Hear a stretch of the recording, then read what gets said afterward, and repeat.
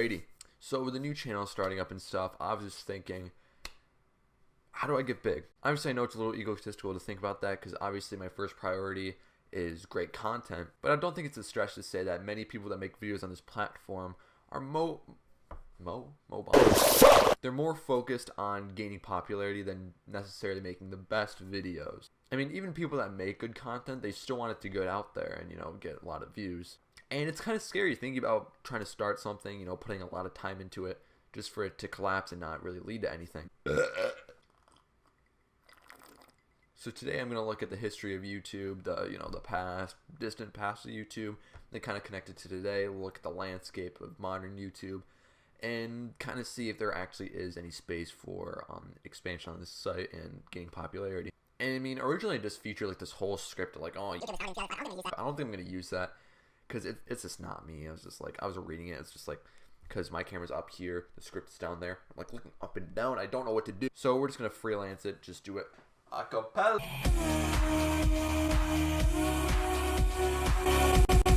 So yeah, YouTube was founded on February 14th, 2005 by 3 PayPal employees, and that would be Chad Hurley, Steve Chen, and Jawed Karim. Then shortly after it was made in 2006, Google bought it for about $1.65 billion.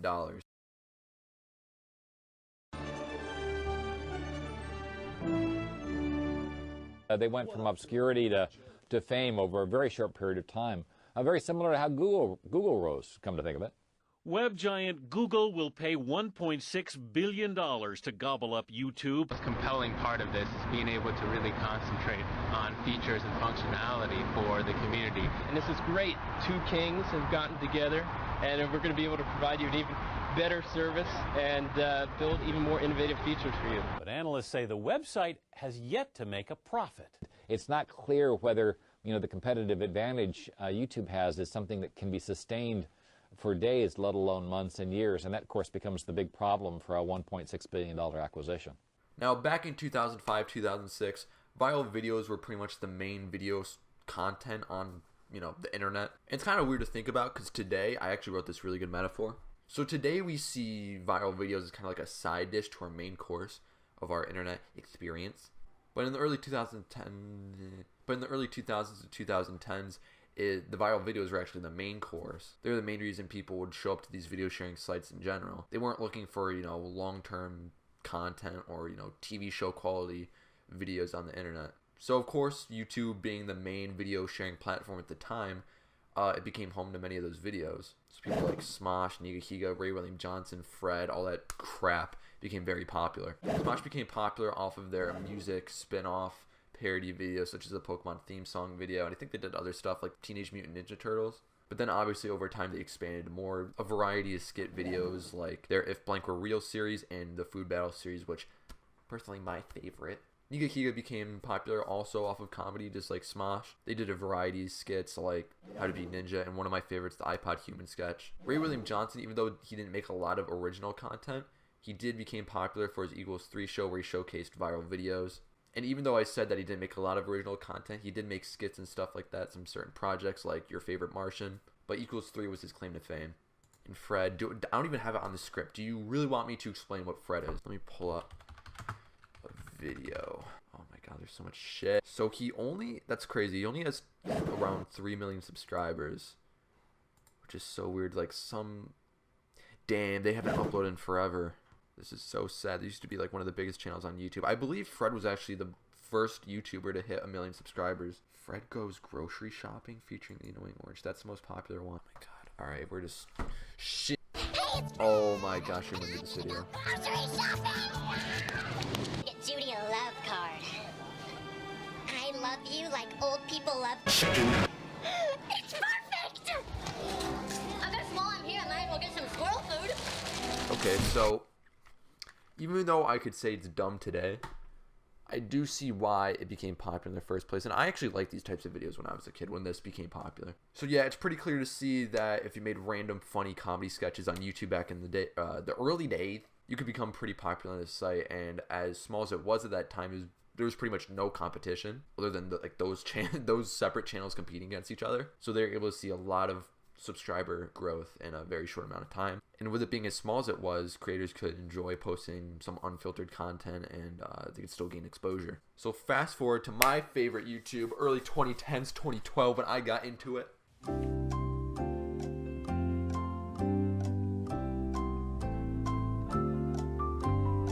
Digging Minecraft style. Minecraft style.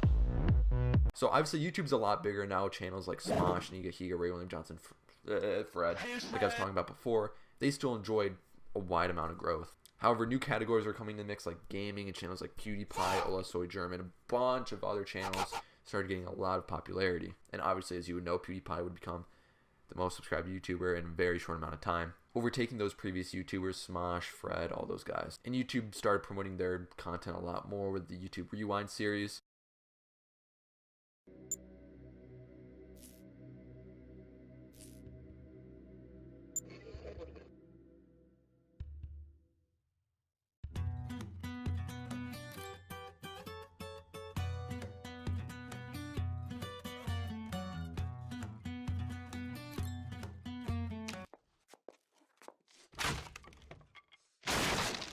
Rewind YouTube style.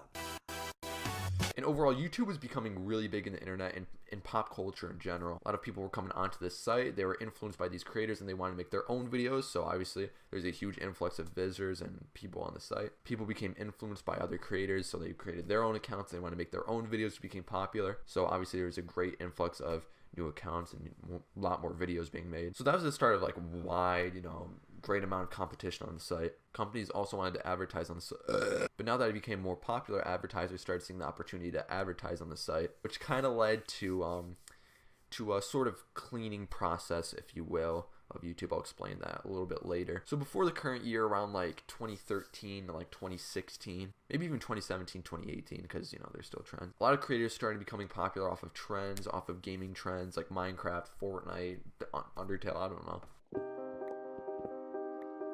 I'm mining. I'm mining. I'm mining. I'm mining. Mobs are whites and you wonder why they kill me. I'm just mining in water. I just fell in a hole.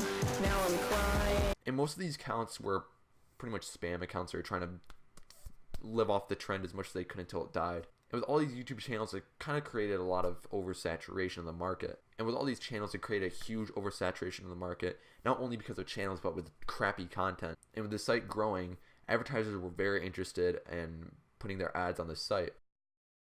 Now, as I said before, in the early days, YouTubers could put some, say, controversial content on the site. I know, it's crazy. People could, they swear, guys. But this kind of led YouTube to kind of make their site more marketable and stop promoting a lot of controversial content, like opinionated videos or some comedy videos. This is why we see the huge, the adpocalypse, as it's called now. Here, I'm going to complain about YouTube, okay? Papa John Mutiny, okay? This is a highlight. Claimed by whoever these suckers are for a song, Sex on Fire. Okay, here's an interesting little fact. We didn't use that song. It's not even in the clip. So I file a dispute, and there's not even an option for this, whatever you claimed, isn't even in my video. Mm-hmm. That happened because of YouTube trying to crack down on controversial content and making sure that advertisers are happy with what videos or their ads are being put on. Anyways, this brings us to the great YouTube 2019. Today, I'm going to buy Big Chungus from GameStop.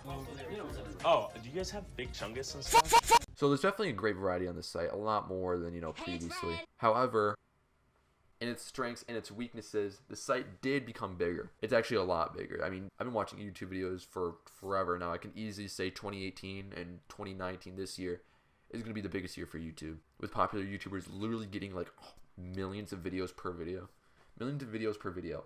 Millions of views per video. And now a lot of YouTubers are expanding beyond the site and into other stuff like merch, music. It can be intimidating for many people to go on the site. They see all this traffic on popular channels. They think, oh, do I even have a spot on this website anymore? Could I even get a spot in the first place? Especially for people that want to make controversial content or edgy content.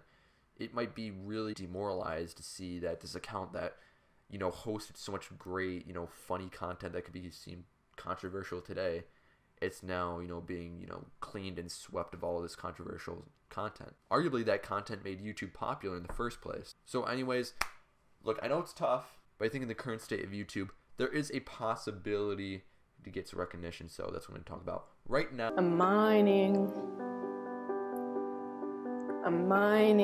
So my thoughts, that's what I put in the script, but I mean, pretty much this has been all my thoughts. It was in researching this video, I got to relive some great memories. I remember going to school in like 3rd, 4th, maybe even 2nd grade, and just talking to my friends, and you know, they're like, oh, did you see the new Smosh food battle video, or blah, blah, blah, blah. But yeah, it's easy to say that old YouTube was better than the current YouTube. You know, they weren't focused on, oh, is this video going to be monetized? Is, you know, I could just make anything I want. They were able to get popularity arguably a lot quicker with, you know, the less amount of competition and less amount of videos. However, I still think that there's pretty significant upsides to the current state of YouTube. YouTubers are I guess not guaranteed, because again, if you post controversial content, but YouTubers for the most part, they can make pretty good money on the site through advertisements, of course, through Google AdSense, which probably goes to more family-friendly creators, but also with sponsorships. You know, I know a lot of YouTube channels that get popular or get money off of sponsorships. And YouTube is a very big thing now. Like, it's on par with TV, maybe even higher than that. It's not that rare to see, you know, YouTubers getting in the popular section of Twitter and the Twitter news. And you can see if you go on YouTube, you know, a couple times a week, new YouTubers are like usually always featured. I mean, even though a lot of people attack YouTube's algorithm, like trying to find new videos, that it's kind of hard for new creators to get found. I haven't seen that. I've actually seen, you know, a lot of new creators go into my recommended feed. So even though it's easy to say that, oh, YouTube's bad, copyright strike, and with all this competition and, you know, all this anxiety of trying to get popular off of YouTube, trying to end on a good note, I think if you work hard, all right, just saying this is gonna be cheesy.